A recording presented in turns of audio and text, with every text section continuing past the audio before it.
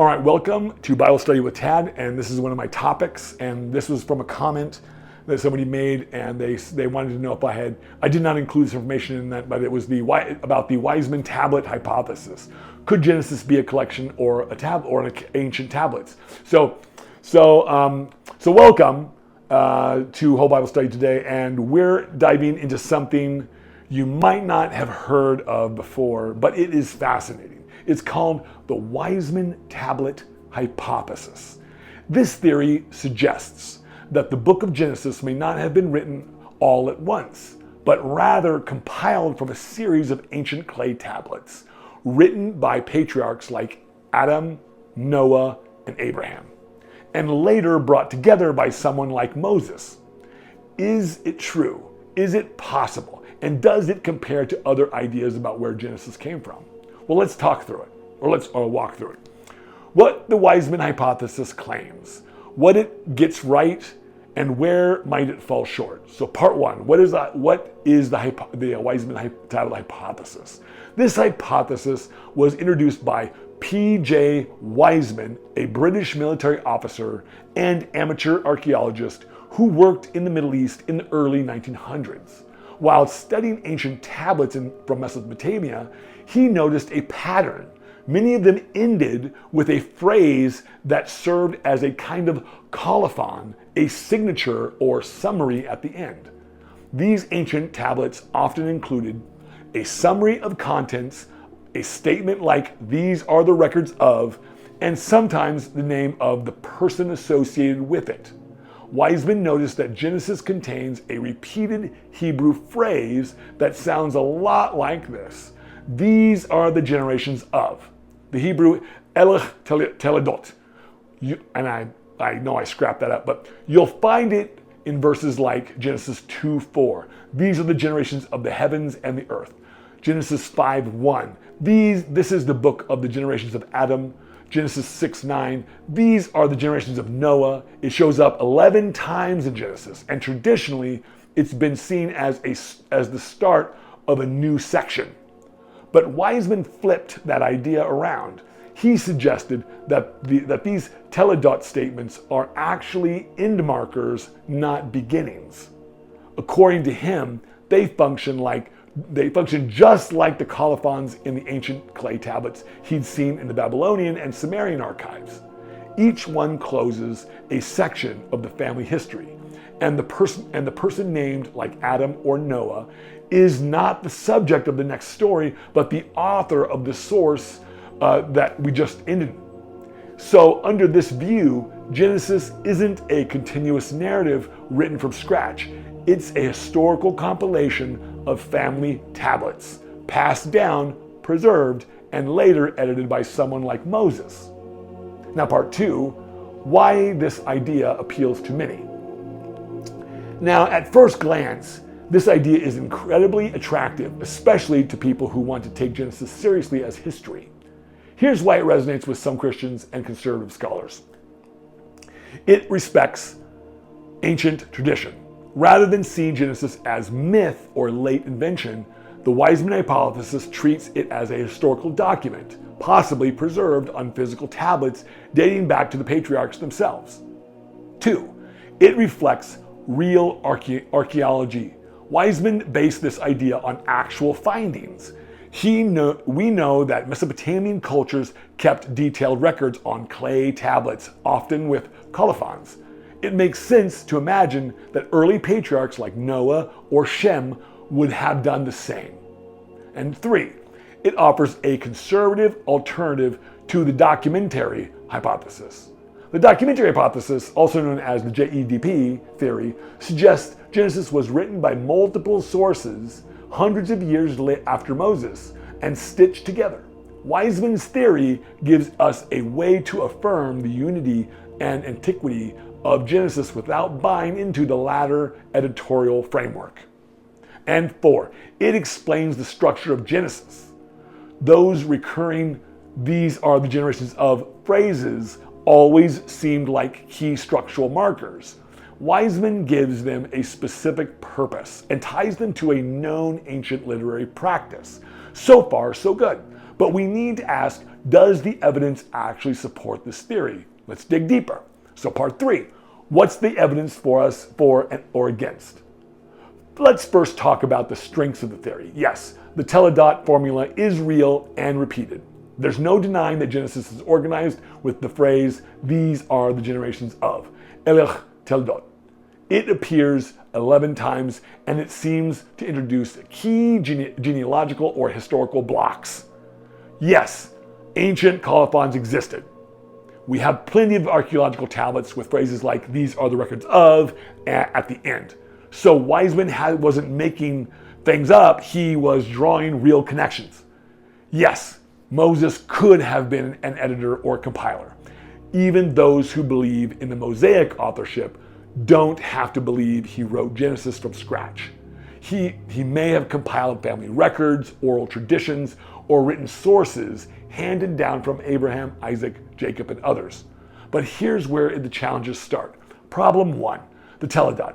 The toledot structure doesn't always line up cleanly. Scholars have pointed out that not all the toledot structures fit neatly as conclusions. For example, Genesis 2:4 says, this is the account of the heavens and the earth when they were created. Now that's from the NIV. But clearly that comes at the beginning of the Adam and Eve story, not the end of the creation. So some phrases seem to introduce new stories rather than conclude old ones. Problem 2, no direct archaeological evidence for these tablets. While the theory is imaginative, we don't have any actual Genesis tablets from the time of Noah or Abraham. Wiseman is reconstructing a possible scenario, but it's still speculative. Nothing has been unearthed to verify it. Problem 3, linguistic issues. Some Hebrew scholars argue that the grammar of the toledot phrases is better suited to introductions than conclusions. The phrase, these are the generations of, often brings genealogical list or narrative in ancient Hebrew. Problem 4, the theory relies heavily on Moses editing written tablets. While that's possible, the Bible doesn't actually say that Moses worked from tablets written by the patriarchs. It simply says in places like Exodus 24:4 that Moses then wrote down everything the Lord had said. There's no mention of clay documents being passed down. So where does that leave us? Part 4, a balanced evaluation.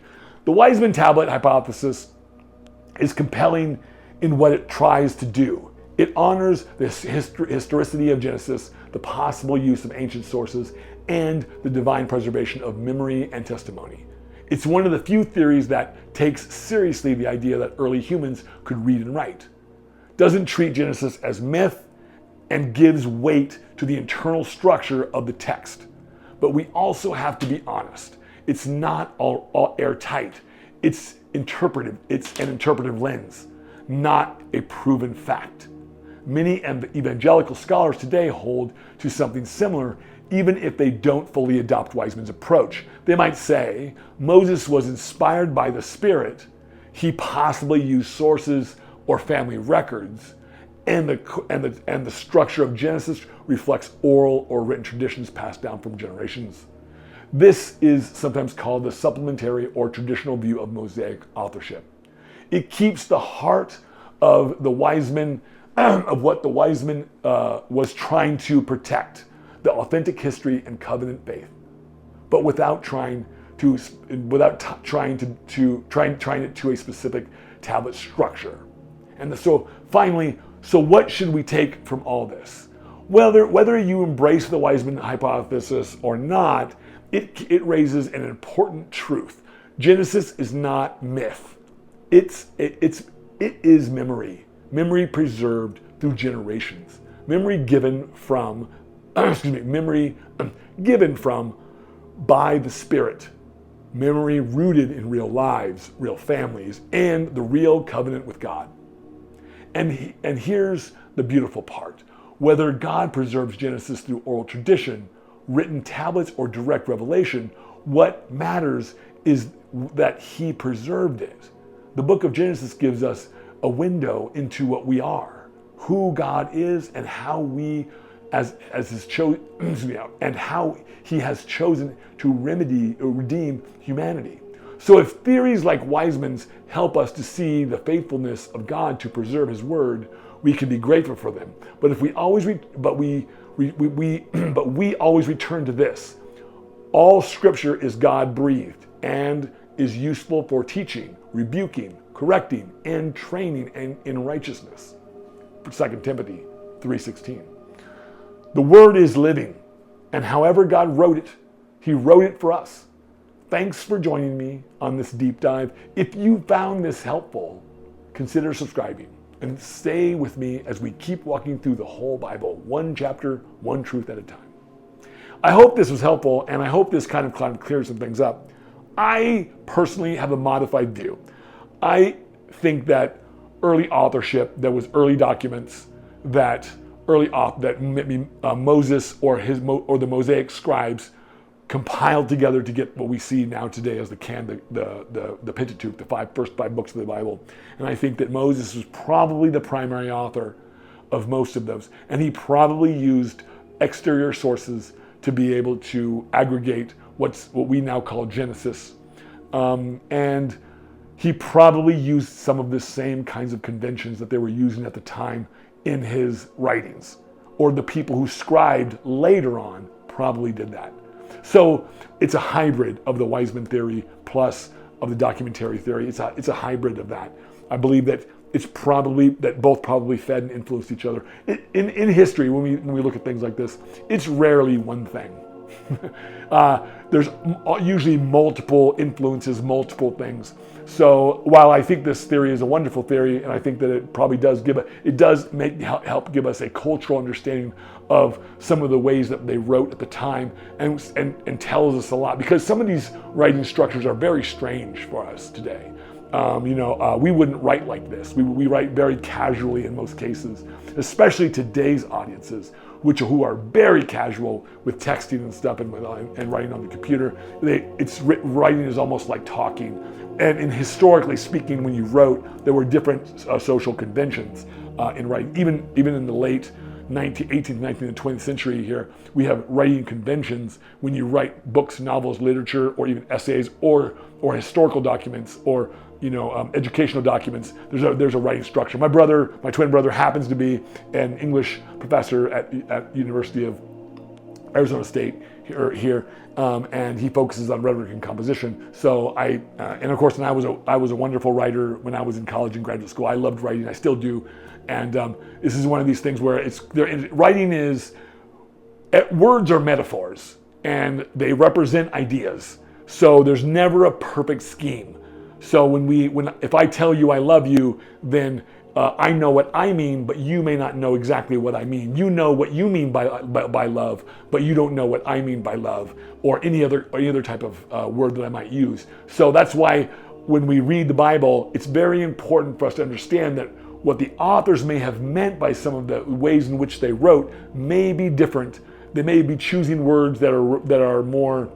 One thing, we're only reading as English speakers. Most of my audience is probably going to be English speakers. So I'm reading this in English. And so we are getting an English interpretation of Hebrew, for instance, in our case. And then eventually when we get to the New Testaments, it'll be Greek, that what the original manuscripts were written in.